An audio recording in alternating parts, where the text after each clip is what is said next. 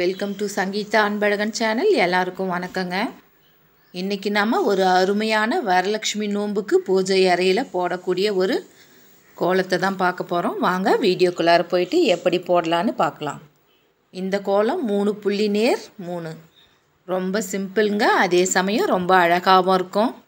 நம்ம வரலட்சுமி நோன்புக்கு பூஜை அறையை நல்ல சுத்தமான தண்ணீரால் தொடச்சிட்டு அரிசி மாவில் இந்த கோலத்தை போட்டுட்டு மஞ்சள் குங்குமம் வச்சு இந்த கோலத்துக்கு மேலே ஒரு வாழை இலையை போட்டு அதுக்கு மேலே கொஞ்சம் அரிசியை வச்சு அதுக்கப்புறமா நம்ம கலசத்தை வைக்கணும்.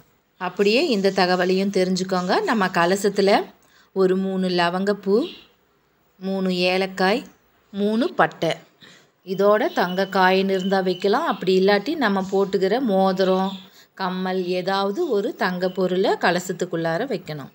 அதுக்கப்புறமா மா இலையில் தேங்காயை வைக்கணும்.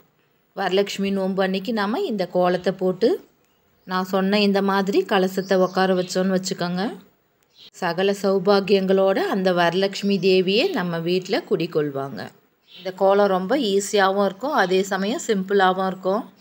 நம்ம வீட்டு பூஜை அறையே பார்க்குறதுக்கு ரொம்ப தெய்வீகத்தன்மையோடு இருக்கும்.